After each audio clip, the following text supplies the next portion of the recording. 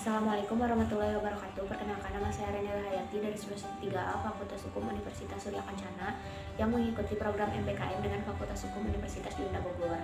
Di sini saya akan mereview materi perkuliahan Hukum Administrasi Negara dengan dosen pengampu yaitu Bapak Dani Suryani, SOS MH. Nah, adapun review kali ini mengenai perbuatan administrasi.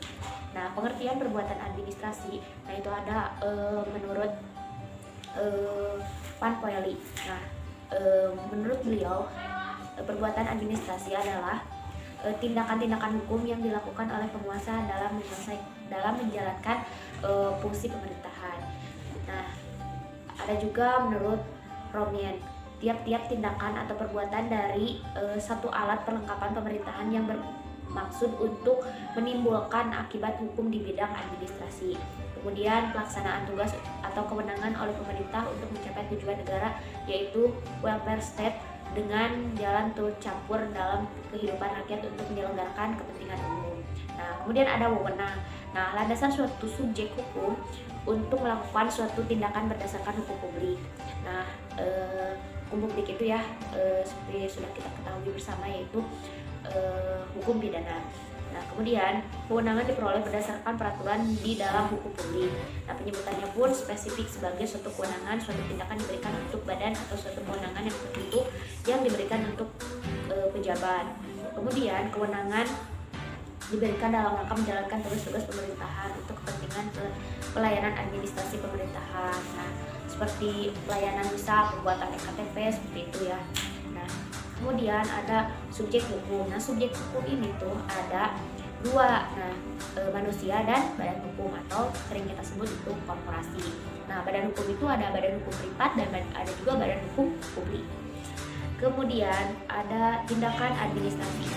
Nah, tindakan material, tindakan faktual dan juga ada tindakan hukum. Nah, seperti itu. Kemudian tindakan faktual, tindakan nyata atau fisik yang dilakukan oleh pemerintah. Kemudian juga untuk tindakan faktual bersifat aktif. Jadi ini tuh tindakan faktual itu langsung dilaksanakan oleh pemerintah itu.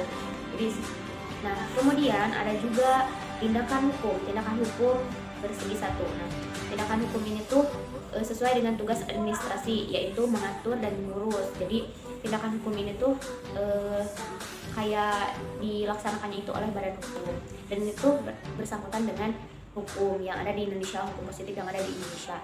Kemudian unsur ketetapan, nah perbuatan sepihak dilakukan oleh alat-alat pemerintah, terus juga berdasarkan kewenangan istimewa, terus ada juga untuk menyelesaikan masalah yang dihadapi pemerintah.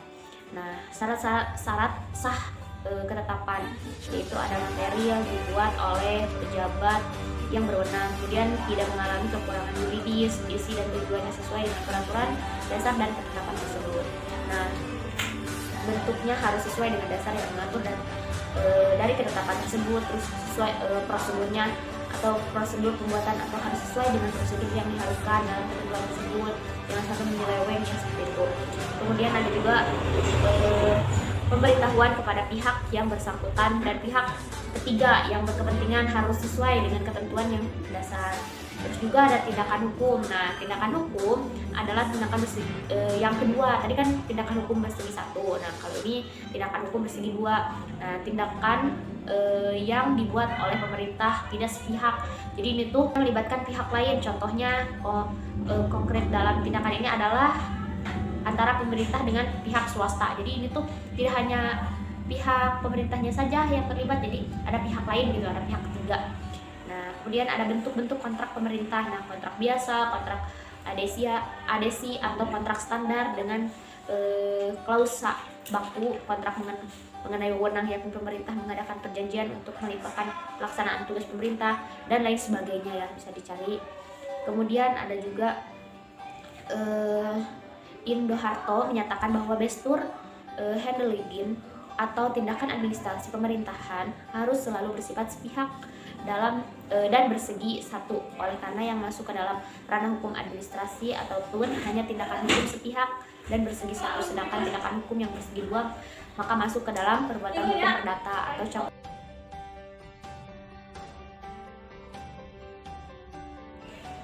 campuran publik.